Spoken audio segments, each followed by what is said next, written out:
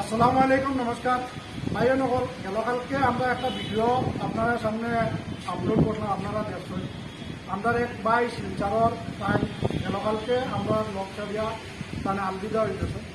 আজকে তানে এখান থেকে আমরা বাইক ফাটাইয়া দিয়া তান আজকে রাত্রে তাই এয়ারপোর্ট যাইবা, কালকে সকালপুর 6:25 ফ্লাইট বায়া কলকাতা হইয়া শিলচার গিয়া 1:30 সময় গিয়া বসছিলাম। শিলচার কি 1:30 সময় তারা রিসিভ করবো তার গাড়ির মানুষে আইয়া। আর এই ভাই আর কেন বেঙ্গলোর বাড়ির যার লোকে রয়েছেন বা যার লোকে চলাফেরা করছেন, ধরো যদি কোনো ভুল ত্রুটি হইয়া থাকে তাহলে দয়া করে তার মাফ করবা আর সবে তার লাগি দোয়া করবা। আর আমরা বরাক যুব সংগঠনের পক্ষ থেকে তার মা বাপর এবং তার আত্মীয় স্বজনের সব শান্তির লাগি আমরা আল্লাহর কাছে বলেছেন যাতে তারা আল্লাহ তবারক তারা মনোমাজে শান্তি দেয়। কারণ এলো প্রত্যেকের আওলাদের লাগে আলাদা একটা মায়া মহব্বত থাকে। আর আমরা আজকে আমরা দেশের মাঝে কাম কাজ না থাকার গতিকে আমরা আজকে বহু রাজ্যের মাঝে বেসরকারি কোম্পানির মধ্যে কর্মরত অবস্থা আজকে কাম কাজ করিয়া যাই। আর পেটর ক্ষুদার লাগিয়ে আইয়া এখানে মন করোনা কেউ বেমারে কেউ অ্যাক্সিডেন্টে মারা যায়। আজকে এই ভাই তাই বিগত এক সপ্তাহ থেকে যেন হসপিটালে অ্যাডমিটেড আসলা, তাই বেমার আসলা। তার চিকিৎসা ভালো চিকিৎসা হয়েছে, কিন্তু লাস্ট পর্যন্ত তার মানে আর হায়াত রয়েছে না। এর লাগে তাই আমরা লক ছাড়িয়ে গেছেন।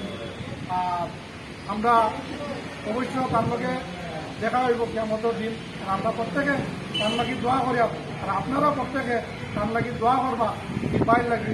আর আপনারা যেভাবে আপনারা সাহায্য সহযোগিতা এবং সাপোর্ট করিয়া যাইবা বরাক যুব সংগঠনকে, এরকম আপনারা সাহায্য সহযোগিতা করিয়া যাইবা। আমরা যে অসহায় গরিব মানুষকে যেভাবে আপনারা সাহায্য এবং সহযোগিতা নিয়া যেভাবে আমরা কেউর সন্তানদের বাড়ি পৌঁছে দিতাম পারিয়া, এটা হলো যে আপনারা একমাত্র সহযোগিতার মাধ্যমে। আর আমরা আশা করি আপনারা এরকম আগে যদি সহযোগিতা করবা। আর আমরা এরকম কোনো যদি ভাই বন্ধু সকল যদি অসুবিধার সম্মুখীন হই, তাহলে আমরা অবশ্যই ইনশাল্লাহ প্রত্যেকে মিলিয়ে বাইরে আমরা সাহায্য সহযোগিতা করবো।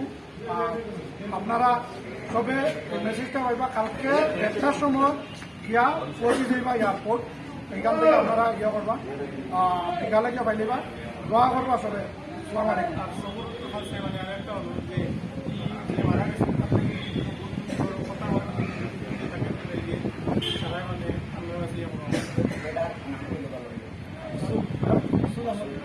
মসুদ আহমদ বড়বইয়া, শিলচার।